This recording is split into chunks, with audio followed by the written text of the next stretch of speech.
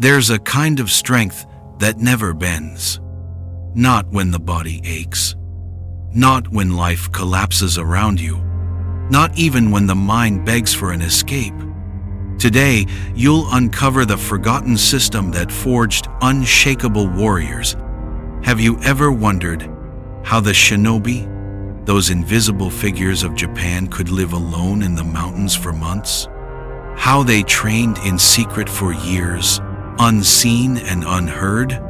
How they built a discipline so absolute that no failure could destroy it without smartphones, reminders, or motivational speeches?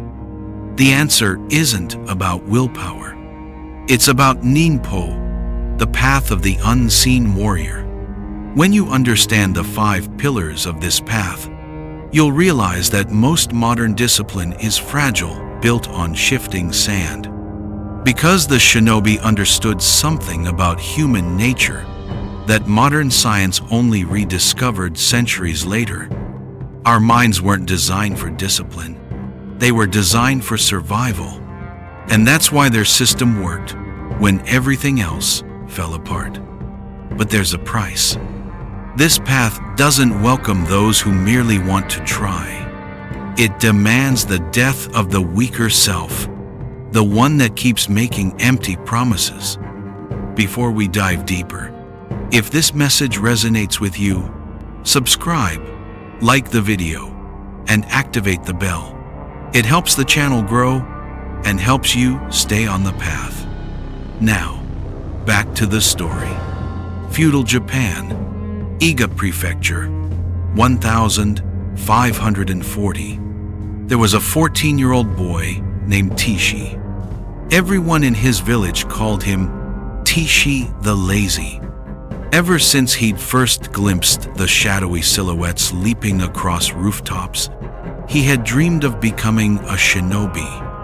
But there was one problem. He was hopeless. Every morning, he swore that today would be the day. He'd do 3 push-ups, get tired, and go eat. He'd try to meditate, only to sit for 2 minutes before his mind drifted. He'd pick up a wooden sword, strike it a few times, and quit when his arms hurt. Every week followed the same pattern. Monday morning, this time, I'll change. Monday afternoon, maybe tomorrow. Tuesday, I forgot again.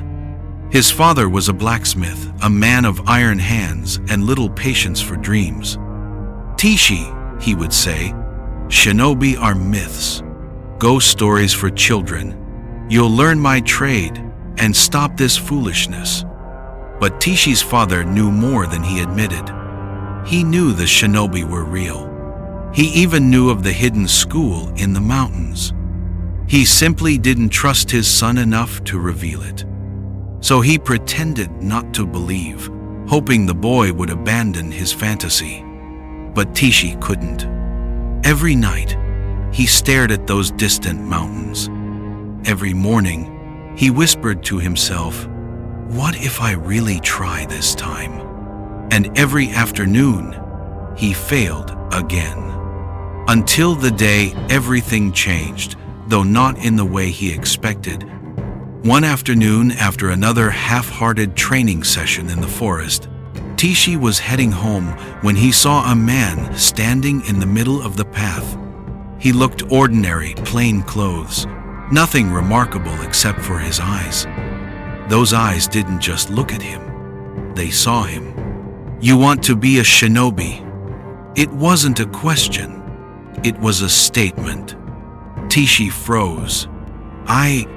I was just wasting time again," the man interrupted, taking 2 slow steps closer. "How many times today have you promised that this time would be different?" Tishi had no answer, because he knew it was countless. "Come with me," the man said, turning toward the mountain trail. "If you can keep up, I'll show you where the school is. If not, go home and accept your fate as a blacksmith." Tishi looked up, The climb was steep and endless, 3 hours at least. He had never done anything for 3 hours straight in his life. But something inside him shifted. Maybe it was the cold clarity in the man's voice. Maybe it was that he finally saw a chance, perhaps the only one he'd ever have. Or maybe he was just tired of being weak. "I'll go," he said. The first 20 minutes were fine. At 40, his legs burned. After an hour, the old voices returned. "This is too hard. Turn back. You can start fresh tomorrow." But the man ahead never stopped, never spoke, never even glanced back. After 2 hours, Tishi was crawling on his hands and knees. Tears blurred his vision. His body screamed to quit. And that's when he understood something that would change him forever. The pain didn't matter. The exhaustion didn't matter. The only thing that mattered was the decision he made at the bottom of the trail. He had said he would climb, and warriors keep their word. 3 hours and 15 minutes later, Tishi collapsed at the summit. He vomited, then lost consciousness. When he woke, he was inside a dimly lit temple. The air smelled of incense. The wooden walls glowed with candlelight. The man was sitting before him. "You've already completed your first lesson in Ninpo," he said calmly. "Welcome to the Koga school." The next morning, Tishi awoke to a strange sound, the rhythm of dripping water echoing in the silence of dawn. His body felt like stone, his hands trembled, every muscle screamed from the climb. The man from the mountain was already awake, kneeling on a flat stone before a pool of cold water. "Get up," he said. "You've slept enough for one lifetime." Tishi obeyed, though his body protested every movement. The man poured water over his own head, again and again, each splash echoing through the hall. Then he handed the bucket to Tishi. Without a word, the boy understood. The first shock of freezing water felt like death. His breath vanished. His heart thudded. Every instinct begged him to stop. But when he lifted the bucket again, the man's voice cut through the morning air. "Until the weak one inside you dies," he said, "the warrior will never be born." That day marked the beginning of Tishi's true training. There were no swords, no shuriken, only repetition, endurance, silence. He was told to wake before sunrise, to wash in the mountain stream no matter the weather, and to remain still in meditation until the first bird sang. If he moved, he had to start again. If he complained, he was sent back to the base of the mountain to climb once more. For days, he fought against everything inside him. The hunger, the fatigue, the voice whispering, "You're not built for this." Every time he failed, he would hear that same sentence. "Until the weak one dies, the warrior cannot breathe." It wasn't punishment, it was truth. Because discipline, as his master explained, isn't about control, it's about transformation. You can't train the old self into strength. You must bury it and create a new one from the ashes. After the 10th dawn of failure, Tishi snapped. He threw the bucket aside, shouting, "I'm done. I'm not a shinobi, I'm just me." The master didn't even turn. He simply said, "Good. Now that you are gone, we can begin." Those words struck Tishi harder than any blow. For the first time, he understood what death of the weak self meant. It wasn't about physical pain. It wasn't about denial or suppression. It was about letting go of the identity built on excuses, the false sense of who he was. That night, he sat beside the stream until the stars disappeared. The water was cold. The world was silent. And in that silence, the boy who always quit finally disappeared. When dawn came, Tishi didn't wait for instruction. He rose before the master, filled the bucket, and poured the freezing water over himself again and again until his body no longer resisted. The pain was still there, but it no longer defined him. Something inside had shifted. His master nodded. "The weak one is gone," he said. "Now we can begin to build." Every human being carries two selves inside. One whispers comfort, convenience, and delay. The other stands silent, waiting for the moment you choose to listen. Most people live their whole lives obeying the first voice. Only a few ever bury it. Tishi learned that you don't need motivation to change. You need a funeral for the part of you that always finds a reason not to begin. And from that day on, he never negotiated with weakness again. Weeks passed. The mountain no longer felt like punishment. It became home quiet, alive, breathing with its own rhythm. Tishi's body had changed. The pain was still there, but it had softened into familiarity. The boy who once complained about the cold now welcomed it like an old friend.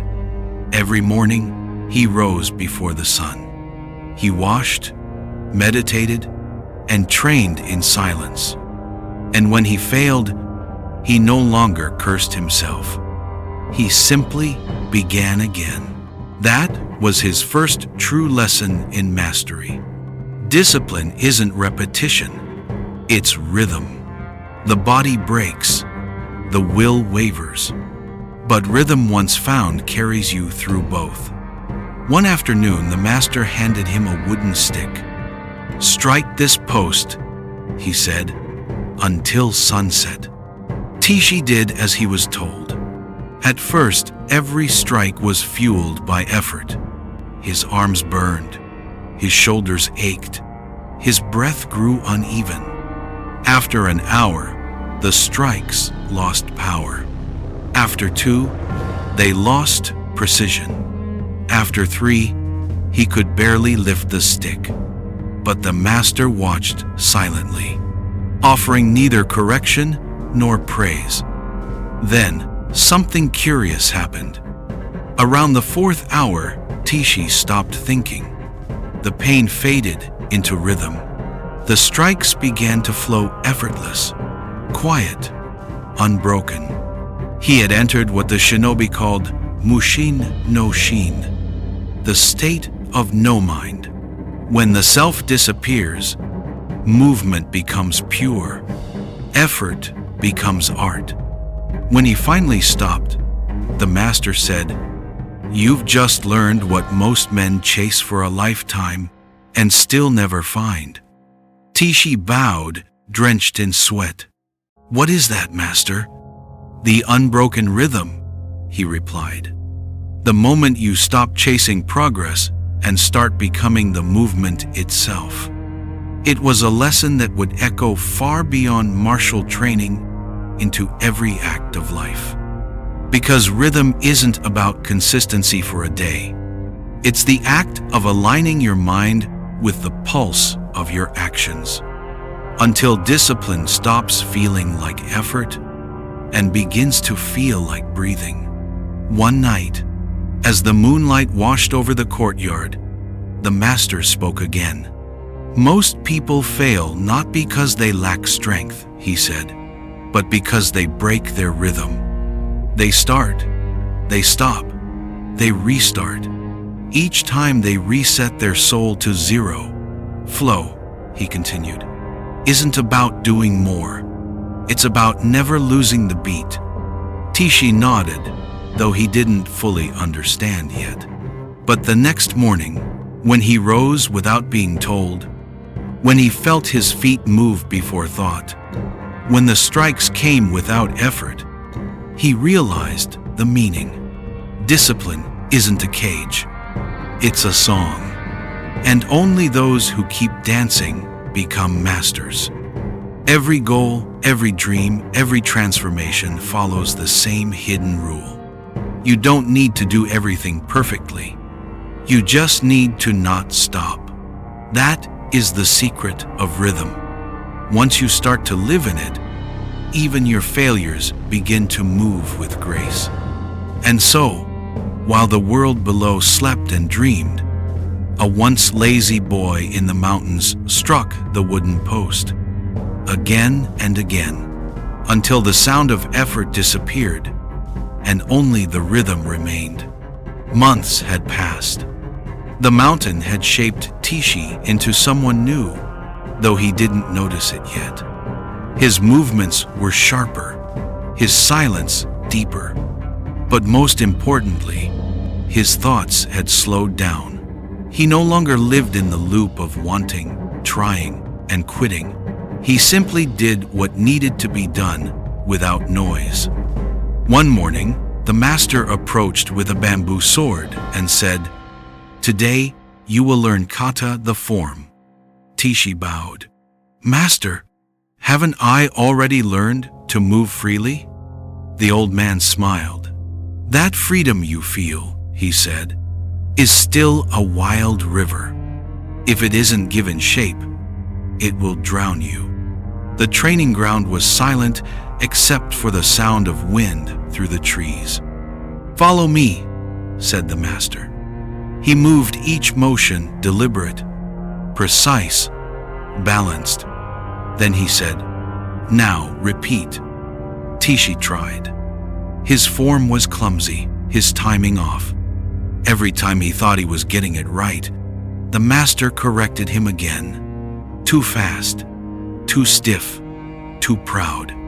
Days passed, then weeks. He practiced the same series of movements 1,000 times, then 10,000, until his body screamed for variety. "Why must I repeat the same thing every day?" Tishi finally asked. "Isn't freedom about moving without form?" The master chuckled. "You confuse chaos for freedom," he said. "Structure is the womb of mastery. Only when form becomes instinct does freedom become real." Next morning, Tishi practiced again, slower, calmer. He no longer fought the repetition. He let the form guide him, and slowly, something shifted. Each stance, each breath, each movement became lighter. It wasn't mechanical anymore, it was alive. He realized that form wasn't meant to imprison him. It was a vessel that carried his energy beyond thought, a kind of moving meditation. And then, for a moment, he forgot about the master, the sword, and even himself. Only the movement remained. Flow within form, freedom inside discipline. When he opened his eyes, the master was watching. "That," he said softly, "is the meaning of kata. To lose yourself, not by escaping the form, but by disappearing within it." That evening, the master spoke as the two sat before a small fire. "People think control is strength," he said. "But control is often fear wearing armor. To truly master anything, a sword, a craft, or yourself, you must first surrender to the form. Let it train you, shape you, discipline you. Then, when the time comes, let it fall away. Only then," he said, "will your actions carry no hesitation, because they no longer belong to the mind, but to something deeper." Tishi listened in silence. He thought of the boy he used to be, chasing motivation, avoiding discomfort, believing that freedom meant doing whatever he felt. Now he saw how wrong that was. Freedom isn't the absence of rules. It's the absence of resistance. There's a strange irony in discipline. The more you submit to it, the freer you become. Because discipline isn't a cage, it's a compass. Once your form becomes natural, life flows through it without effort. You stop fighting your routines. You stop negotiating with your emotions. You simply move gracefully, quietly, completely. And that's when you begin to taste true freedom. Not the kind that runs away from rules, but the kind that transcends them. Time had lost its meaning. Days and nights blended into one long breath of effort and silence. Tishi's hands were rough, his body lean, his mind quiet. He no longer counted how many days he'd been training, only how many times he'd returned to stillness after failing. One morning, the master handed him a small task. "You will climb to the peak," he said, "and wait until I call for you." "How long?" Tishi asked. "As long as it takes," the master replied. And with that, he disappeared into the forest. The mountain peak was quiet. Snow had begun to fall, each flake melting on Tishi's skin before vanishing. He waited. 1 hour, 2, a full day, then another. No sign of his master, no message, no purpose. At first, his mind began to protest. Is this a test? A punishment? A mistake? But eventually, those questions grew heavy and fell away. The mountain taught him something words never could. Patience isn't about waiting for the right moment. It's about becoming still enough to let the moment reveal itself. Weeks passed in solitude. Tishi hunted for food, meditated, trained in the open air. He sharpened his senses until he could hear the snow sliding off branches, the heartbeat of silence itself. At times, he wondered if the master had forgotten him. But even that thought stopped mattering. He began to understand the true essence of Ninpo, that the greatest strength is built in moments no one will ever witness. The shinobi trained not for applause, not for recognition, not for progress reports, but for readiness. Invisible preparation, the quiet mastery of patience and presence. One dawn, after what felt like 100 days, the wind carried a faint voice from below. "Tishi," the master called. The boy descended, lighter than he'd ever felt before.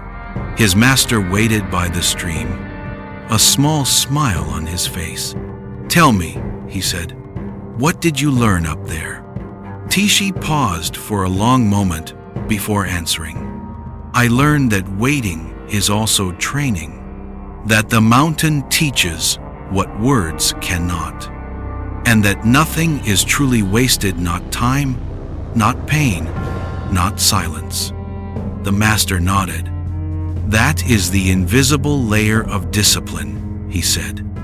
"Most people stop when no one is watching. The shinobi continue because they no longer need an audience. Every worthwhile transformation begins in darkness. The world won't see you practice, study, fail, and rise again. It won't notice your quiet progress or silent commitment. But those invisible hours, those unseen repetitions, are what separate the dreamers from the disciplined. The master once told Tishi, "Do not train to be seen. Train until you can disappear." And that's exactly what Tishi was becoming. A presence so grounded, so calm, that he no longer needed proof of his progress. Because his strength had become silent. Years passed. The boy once mocked as lazy had vanished. In his place stood a man who moved with silent precision, calm, grounded, unshakable. When people looked at him now, they didn't see muscles or skill. They saw something deeper, something that made them uneasy. Because true discipline always makes the undisciplined uncomfortable. It reminds them of what they could be and what they've chosen not to become. Tishi never sought admiration. He never called himself strong. He simply was. He didn't talk about training anymore. He didn't promise to do better tomorrow.